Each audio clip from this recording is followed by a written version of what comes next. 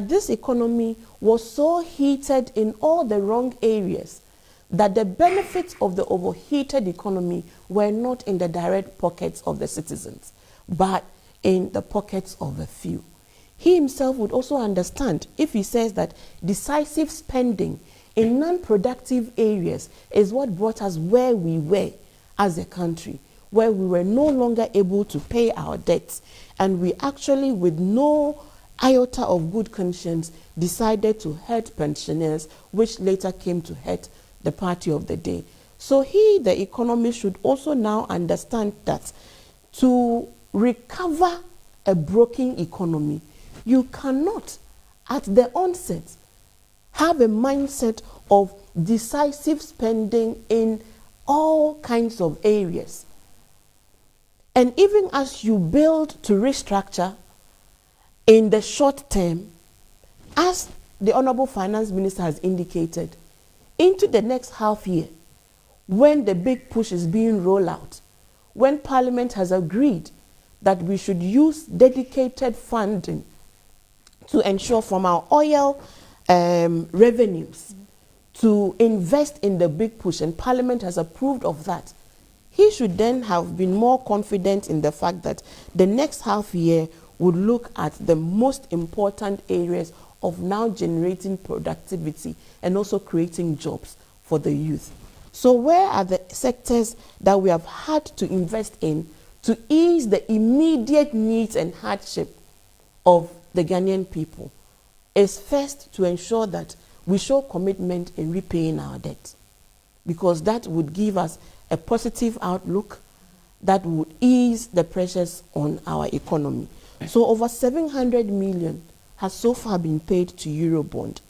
10 billion has been paid to domestic bondholders who cried on your platforms, who picketed in front of the finance ministry, who wailed on social media, who shared harrowing stories of how their mortgages had been, their homes had been reclaimed because of their inability to pay back their mortgages.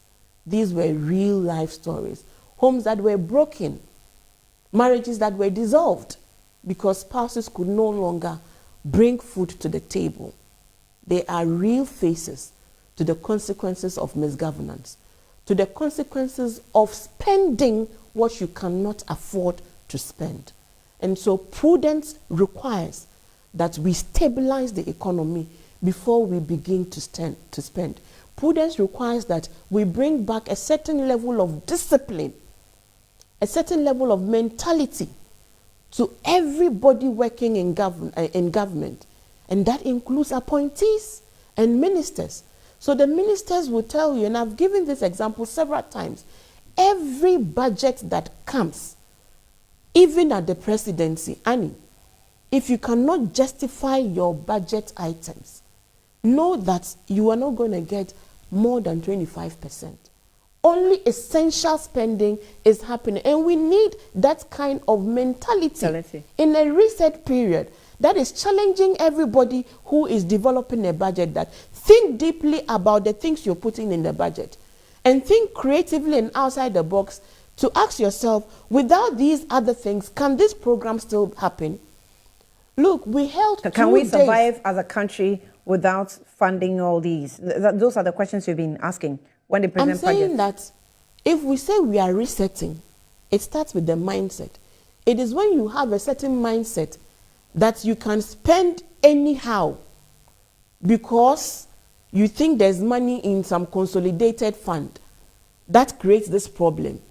And so as we are stabilizing, we are curing a certain mindset in the minds of all appointees, including ministers, who today have to justify budgets, to the finance minister. And if there are elements in your annual budget that are not seen to be priority areas, you will not be giving money for those areas. So what it does to you as an individual is to think deeply.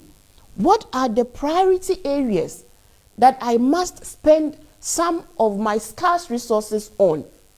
What can I afford not to spend on, but which will not be fatal? Food is a need, Annie, not a want. Education is a need, not a want. So Forson is telling you that when I sent 2.9 billion to the District Assembly's Common Fund, which has seen unprecedented release of funds to the districts to work and operate and bring development at the local level, it is an essential need.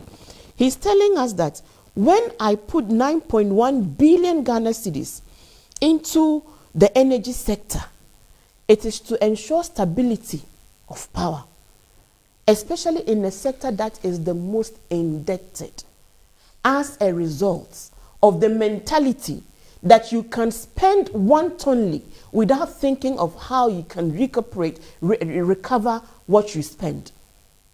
That you can actually owe independent power producers who are not plucking money from the trees or from the skies to generate power.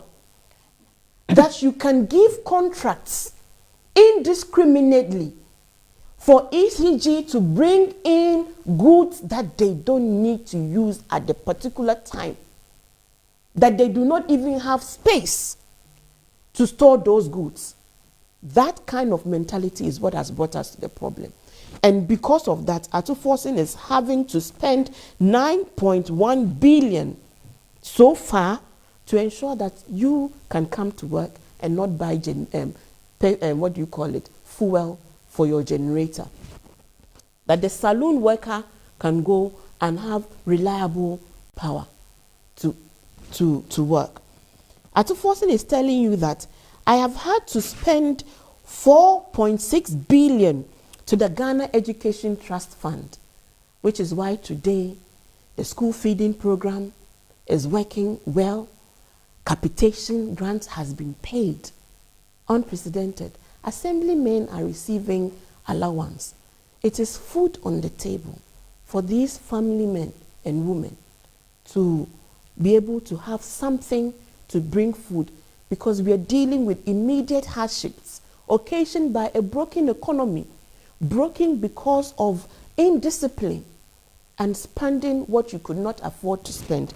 Forson is telling us, dear fair-minded Ghanaians, that I have had to pay 1 billion cedis to the free senior secondary program. Over 100,000 students in tertiary institutions have received reimbursement from the no free stress program. That is spending in necessary sensitive areas. He's saying that national health insurance, arrears, 4.6 billion. They have cleared all arrears. That's the national health insurance that was near collapse. That cannot be said to be undecisive spending, as opined by the economists you read from. This is decisive spending. But of an an egalitarian philosophy. National health scheme, was it near collapse? Yes. It was. Because they were backlog of arrears. Old service providers. And you know that. And how could... I know there was backlog. And it affected the quality of healthcare. I know there was backlog. Because people... As whether it was near collapse. It was near collapse. That's not what I would describe that is, you can read it. It was near collapse.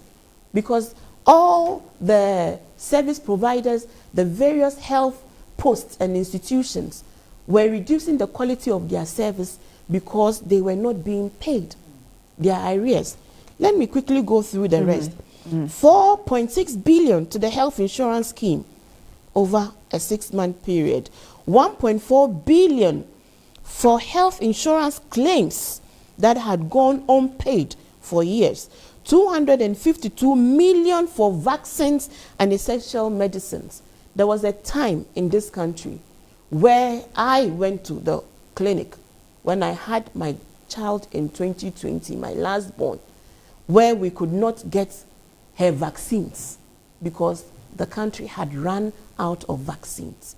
So it is decisive spending to say that we must invest in vaccines and essential medicines. 72.8 million as capitation grant. 477 million to LEAP beneficiaries, which has also been increased. And BEC registration this year, 122.8 million for BEC registration, 895 million to the school feeding program. And today we see videos of very yummy looking jollof in secondary schools, not the watery food that they were given. They are being given nutritious meals, and they are very grateful for that. 300 million has so far gone to the no free stress policy. 191 million has been paid as teacher training allowance.